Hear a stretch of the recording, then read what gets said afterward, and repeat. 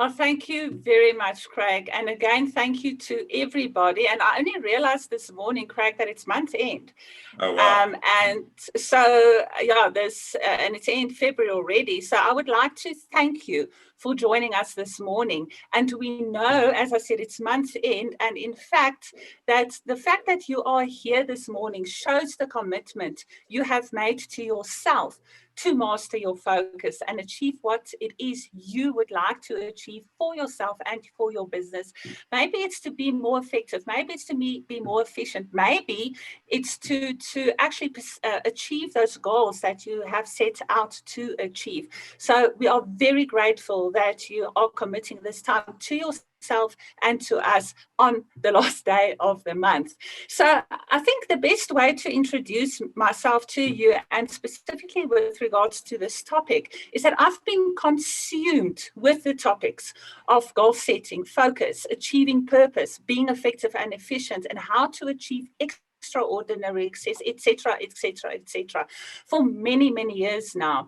And it has become a desire within me to master it in my own life and also to help others as well to succeed. So everything you are going to hear this morning is based on my practical experience. I've failed, I've tested it, I've succeeded, I've tried it. And also, I need to tell you that I still practice these principles every single day. There's no magic wand here. It takes commitment and to yourself, and it takes dedication and discipline to master your focus. So I needed to put that out there to start off with.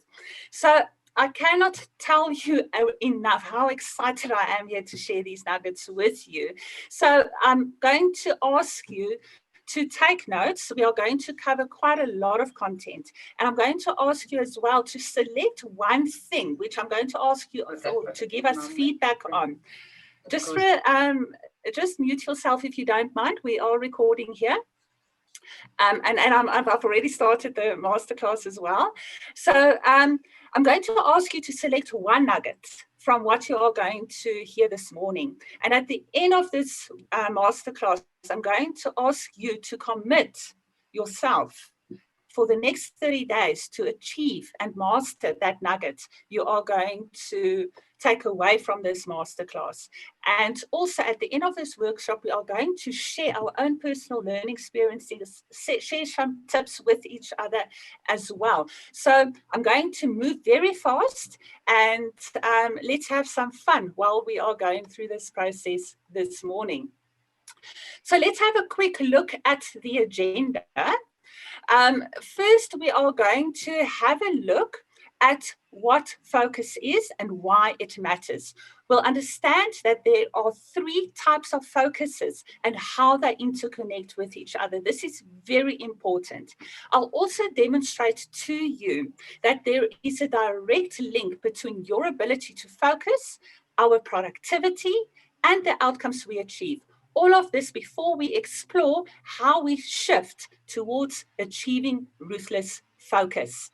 I will then wrap up and share some tips on overcoming the elephant in this room. I know that's something that many of us struggle with, and how to finally overcome procrastination, and also share some strategies with you to boost your focus. Now, the reason I'm following this process is because I know that if I do not help you understand what the root cause is for your challenges to focus, your procrastination, not achieving your goals or partially achieving your goals, the cycle will only repeat itself. And then you will end up searching for another cause, for another solution on helping you master your focus and overcoming some of the challenges you are experiencing, like procrastination. As I've alluded to on the previous slide, I will be introducing you to a lot of concepts today, and it will be a fast and busy 60 minutes. Craig will share the link to the Master Your Focus Action Guide with you in the Zoom chat. Now, don't go and start reading that now. I'm going to only touch on a few activities in there.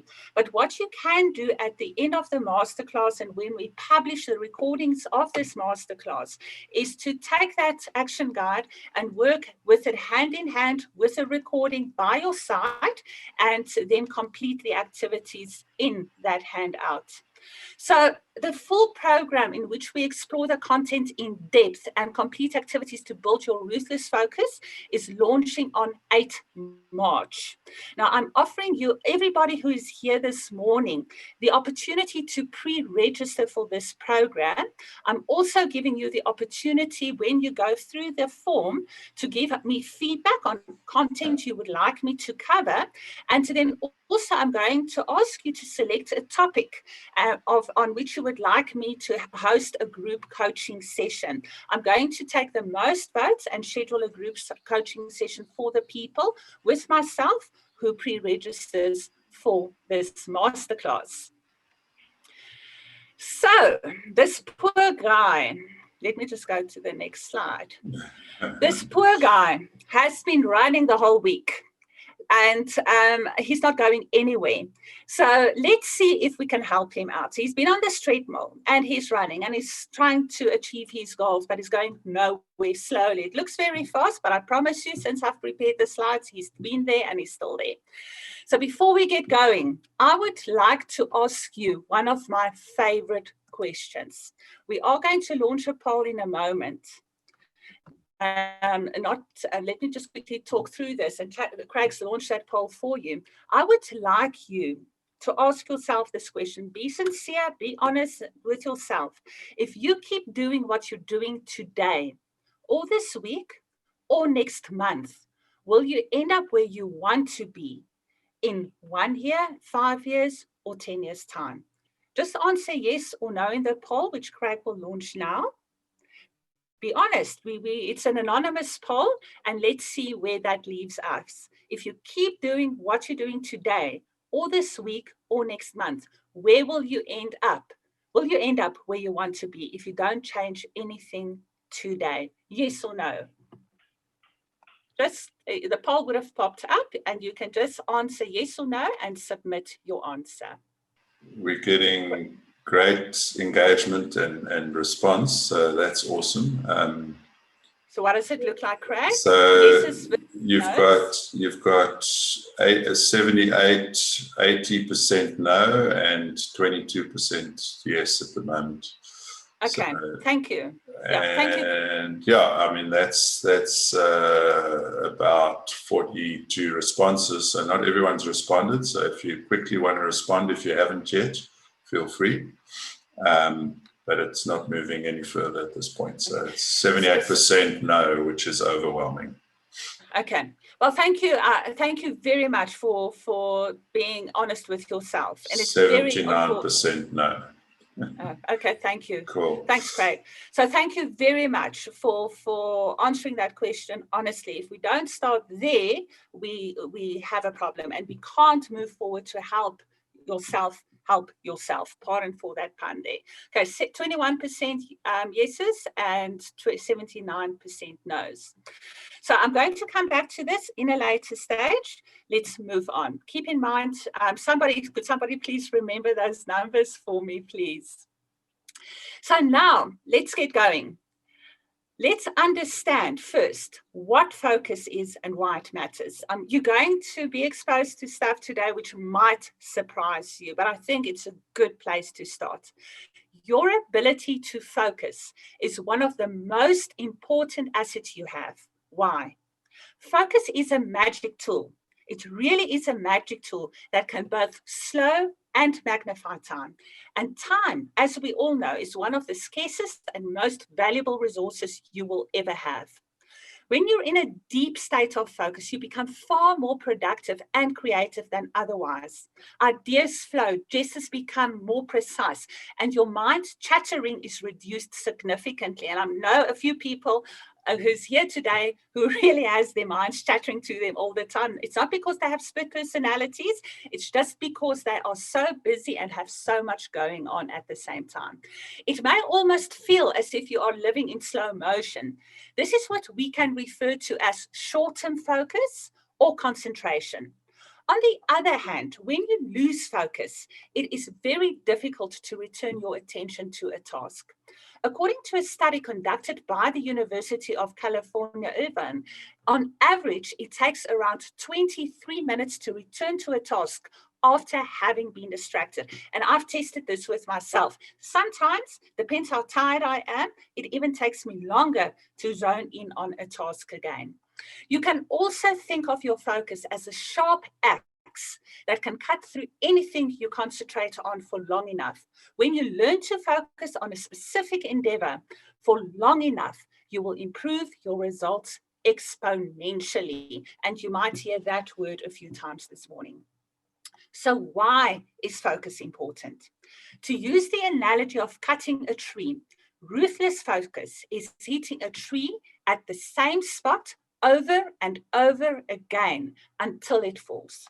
We can call this our long-term focus. We are going to come back to these terms I'm throwing out there. So what happens when you lack focus? You become the slave of time. Just reflect a little bit on yourself while I'm going through these points I'm making. Everything seems to go faster and you end up merely reacting to your environment. In short, you have little sense of control, which is due to a lack of short-term focus. Does that sound familiar to you? I'm just quickly having a look. Are there anybody nodding away there, Craig? If it sounds familiar to you, just nod. I'm keeping my eye also on the videos of everybody. Yeah. So alternatively, your mind is all over the place. And rather than traveling in one clear direction, you're moving left, right, backward, etc., without making any significant forward progress. This is the result of long-term focus. You simply don't know where you're heading. In the end, what you choose to focus your attention on every day will determine your future. When your focus is sharp and directed towards a definite outcome, your time is spent well. As a result, you're able to achieve most of the results you want in all areas of your life. But when your focus is scattered, your ability to produce tangible outcomes is severely limited. And as a result, you struggle to achieve anything significant. Now, for instance, if you focus on changing your career as an example, or starting your own business, or retiring at the age of 45, for those of you who are still younger than 45, and put your attention towards that goal every day, you'll eventually achieve it. Alternatively, if you focus on that goal only once in a while or seek to create multiple side hustles instead, you're likely to fail. Even if you do succeed, it will take you far longer than necessary and potentially with very limiting results. So by now, I hope you understand why your focus is such a valuable asset. If you fail to take control of it, everybody around you, including your family, the media, politicians, marketers, your employees, your customers, and your competitors, and etc., will seek to direct it towards the things they want you to think about or do, not what you want to think about or do. Or you will let your mind wander, you'll lose focus throughout the day. So instead of being proactive, what happens if we don't have focus is we become reactive, which is why so many people jump from one thing to another and say yes to everything and have multiple projects and multiple accountabilities and responsibilities on their hand because of, yes. Sorry, I know you're talking about me. I have to just quickly switch networks. My network is saying unstable, and as you know, I'm recording. So if you just want to pause for a sec so that we don't lose any of the recording. No problem. Yeah, thanks very much. And busy. Right. Am I Everybody, back? it's important that. Yeah. Are you back? Okay. I'm okay. Back. Excellent. We should be good. Yeah.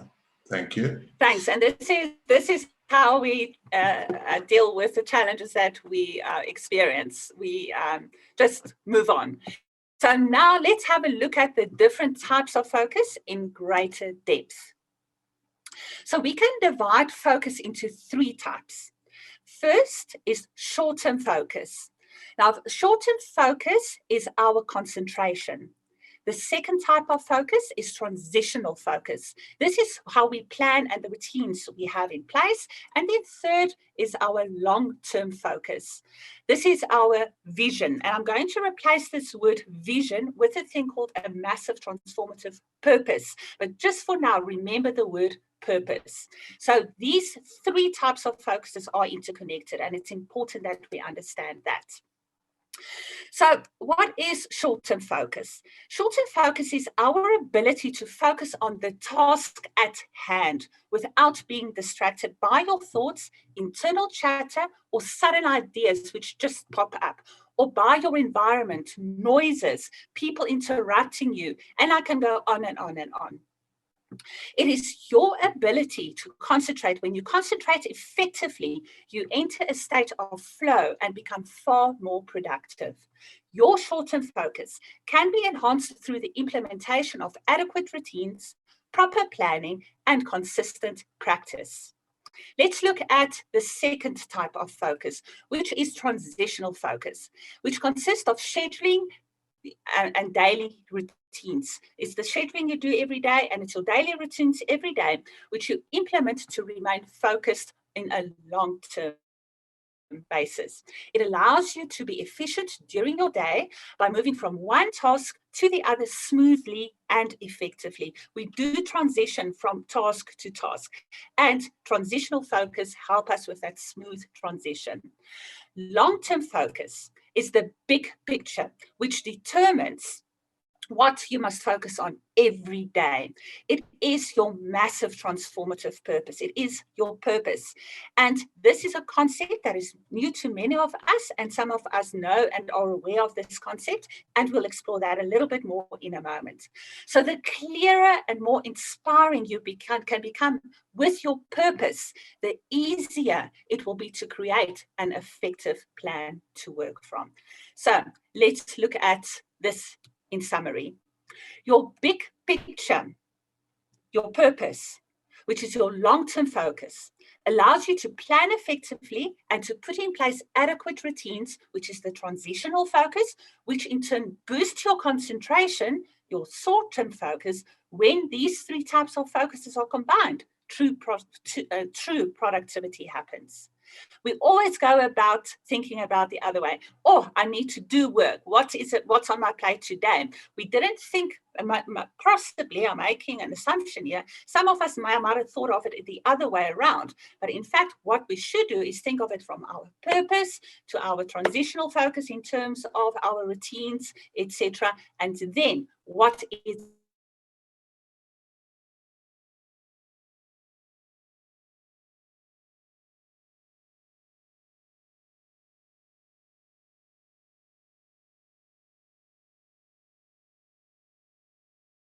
and your long-term focus separately, each of them separately on a scale of 1 to 10, where 1 is I'm not doing that well at all in that specific focus, and where 10 is I've mastered it.